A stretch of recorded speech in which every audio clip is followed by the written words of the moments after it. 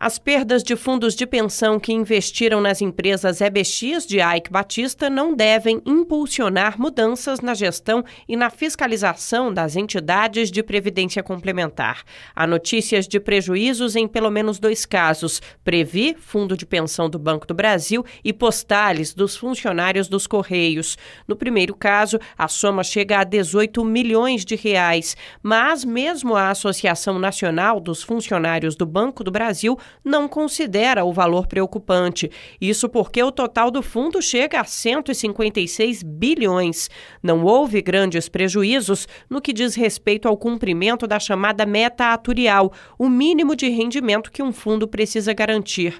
O vice-presidente de Relações Institucionais da associação, Fernando Amaral, afirma que os próprios investidores do fundo escolhem onde preferem colocar o dinheiro. Ele ressalta ainda que, de acordo com as normas para funcionamento dos fundos, há um limite para investimentos de alto risco e as associações e sindicatos acompanham o processo.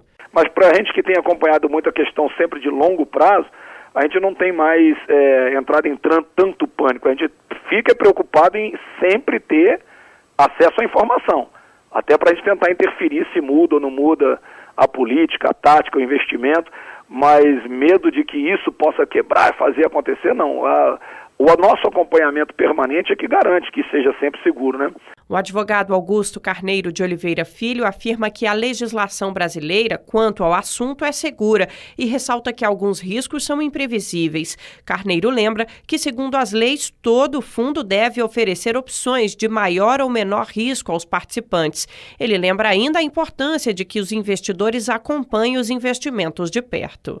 É que não existe norma legal, disciplinar, que evite maus negócios, né? O investidor de grandes volumes, ele vai direcionar seus investimentos para várias utilidades. Não dá para prevenir via legislação um mau negócio, né? Eu acho que a legislação brasileira, ela segue o padrão internacional, diminui o risco pela diluição, ou seja, você tem que aplicar parte em imóveis, parte em ações e parte em títulos de renda fixa.